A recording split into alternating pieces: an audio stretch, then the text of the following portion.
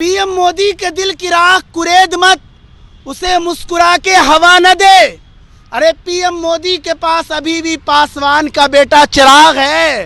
विपक्ष वालों, कहीं तेरा हाथ जला न दे। क्या पते की बात कर दी मोदी और अमित शाह जी के दीवाने ने। क्यों समझते आ रहे हैं विपक्ष वाले बेचारा हमें। अरे भाईचारे का ये मतलब अब न होना चाहिए। हम तो इनको भाई समझे और ये चारा हमें। अरे कमल का फूल भारत की जनता कर चुकी है कबूल। कोई भी जितनी भी दुनिया भर में मस्जिद है उसमें सबसे आला मस्जिद मक्का की जो खाना काबा है, जिसे मस्जिद हराम कहते हैं, वो माना जाता है। कांग्रेस केंद्र की सत्ता में कभी नहीं आएगी और ये भारतीय जनता पार्टी तीसरी मर्तबा भी ये कामयाब रहेगी केंद्र में बनाने के लिए। सवाल क्या है पता चल गया ना राहुल और प्रियंका को। अरे सवाल क्या है पता चल गया ना कांग्रेस वाले को।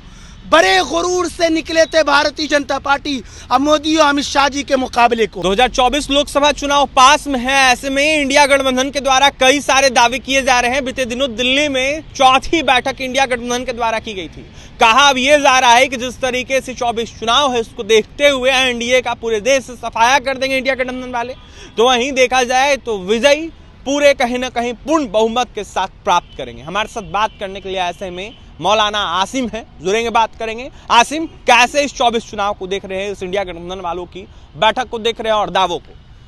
यकीनन उनकी चौथी बैठक हुई है, लेकिन मैं दमदार कार्यकर्ता भारतीय जनता पार्टी का और नरेंद्र मोदी अमित शाह जी के नेतृत्व में, जबकि उनका ये नारा पूरे भारत की जनता के लिए है कि सबका साथ, सबका विकास, विश्वास और प्रयास, घर घर तिरंगा, हर घर तिरंगा को देखते हुए पूरे भारत की जनता तीसरी बार भी भारत के पीएम की कुर्सी पर नरेंद्र मोदी जी को बैठाकर रहेगी।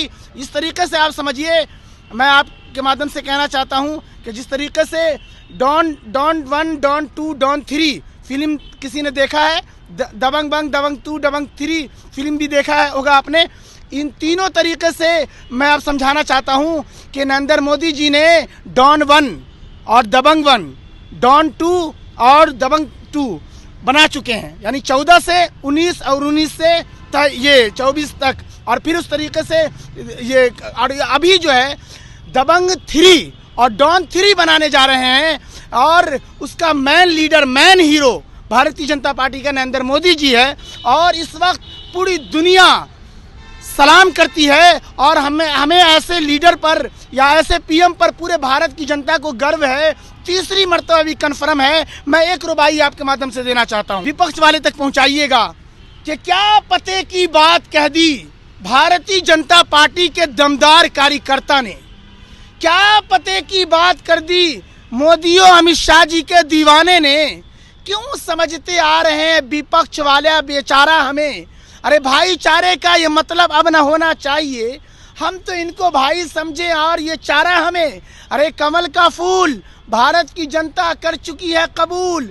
विपक्ष वालों, तेरा बकना है बिल्कुल फजूल और तुम बकते रहो ऊल जुलूल फजूल। अभी भारतीय जनता पार्टी का मेन टारगेट ये है मोदी अमित शाह जी का कि पूरे भारत के अंदर मोहब्बत का पैगाम पहुंचे। इसलिए मैं कहा करता हूं कि है इस वक्त काम मोदी और अमित शाह जी का भारत से नफरत को मिटा देना, एक प्यार और मोहब्बत का पूरे भारत में माहौल बना देना। तुष्टीकरण का आरोप लगाते हैं इंडिया गठबंधन वाले, कहते हैं कि भाजपा वाले खाली तुष्टीकरण का राजनीति करते हैं। कहा यह भी जाता है कि हिंदू मुस्लिम धार्मिक उन्वाद के अलावा उन लोगों को कुछ नहीं आता है। सबसे ज्यादा विपक्ष वाले करते हैं, इसमें भी कोई दो राय नहीं है कि भारत में जितनी छोटी बड़ी पार्टियां हैं सब धर्म और जात की राजनीति करती रहती है। लेकिन इस वक्त भारतीय जनता पार्टी के देश का जो सबसे अच्छा और सच्चा लीडर नरेंद्र मोदी अमित शाह जी का ये काम ये है कि पूरे भारत में मोहब्बत का पैगाम हो और इंसानियत को देखते हुए उनका ये नारा इस शेर से ले जाइए कि सबसे मिलो किसी से ना नफरत किया करो। अरे सबसे मिलो किसी से ना नफरत किया करो। इंसान हो, इंसान की खिदमत किया करो। तो यकीनन जात पात और धर्म से ऊपर उठ करके जब तक कि कोई भारत के लिए सोचेगा नहीं, भारत हमारा आगे बढ़ेगा नहीं। इस वक्त धर्म और जात पात को ऊपर रखकर से ऊपर उठकर भारतीय जनता पार्टी का मैन लीडर अमित शाह जी, मोदी जी, सबका साथ, सबका विकास, विश्वास और प्रयास, घर घर तिरंगा, हर घर तिरंगा कहकर पूरे भारत के नागरिक को जोड़ रखा है। ये हमारा ये अहम लीडर है और इसलिए मैं कहता हूँ अपनी तरफ से कि अपने किरदार की आजमत की बुलंदी का सबूत, अरे अपने किरदार की आजमत की बुलंदी का सबूत गंदे कीचड़ में खिला एक कवल देता है। और एक शेर खास करके ये वाला ले जाइए, वो ये कि सबसे मिलो, किसी से नाम नफरत किया करो, इंसान हो इंसान की खिदमत किया करो। ये भारतीय जनता पार्टी का टारगेट है। लगातार राम मंदिर को लेकर भी सवाल उठाया जा रहा है। देखा जाए तो रामलला का मंदिर बन के तैयार हो गया है और शिलान्यास जो है वो कहीं ना कहीं देखा जाए तो आज ही के दिन हो रहा है। यकीनन जो है ये कह लिया जाए कि अगर यहाँ की जनता, खास करके जनता नहीं कह रहा हूँ, अदालत ने फैसला दिया है और इस बात पर पहले के मुसलमानों ने भी कह दिया था और अहम लीडरों ने कि जो अदालत फैसला करेगी हम उसे मान लेंगे। तो यकीनन अदालत, यकीनन अब सरकार और फिर उनका संगठन मिलकर के वो बना रहे हैं, शौक से जो है लोग इबादत करें। और चूंकि यहाँ पे धर्म चाहे जैसे भी हो या मीडिया द्वारा ये बात आ ही जाती है, तो यकीनन जब तक ये दुनिया रहेगी इस देश से जात पात और धर्म की राजनीति चूँकि ख़त्म नहीं होगी। इसलिए जब आप सवाल करते हैं तो मुझे सवाल का जवाब देना ही होता है। मैं आपसे कह दूं कि मैं कोई भी, जितनी भी दुनिया भर में मस्जिद है उसमें सबसे आला मस्जिद मक्का की जो खाना काबा है, जिसे मस्जिद हराम कहते हैं, वो माना जाता है। दुनिया बनाने वाला रब कहता है कि एक इंसान की जान, एक मोमिन मुसलमान की जान, खाना काबा जो उसका नंबर 1 घर है दुनिया का उससे ज़्यादा बेहतर है। तो यकीनन एक शांति और अमन का पैगाम हमारे देश में हर लोग चाहते हैं। तो इस लिहाज से आप अपना पूजा वगैरह करें। और मुसलमानों के लिहाज से भी हम किसी बिल्डिंग की इबादत नहीं करते, उस खुदा की इबादत करते हैं जो सारे जहान का पालनहार है। ये विपक्ष वाले कह रहे हैं कि राम मंदिर के नाम पर 24 चुनाव को देखते हुए रणनीति ये लोग कर रहे हैं, राजनीति कर रहे हैं, रणनीति बना रहे हैं। नहीं, कोई भी अगर कह रहे हैं धर्म की राजनीति और ये सब होती रहती है देश में, और ये लोग तो और ज़्यादा करेंगे।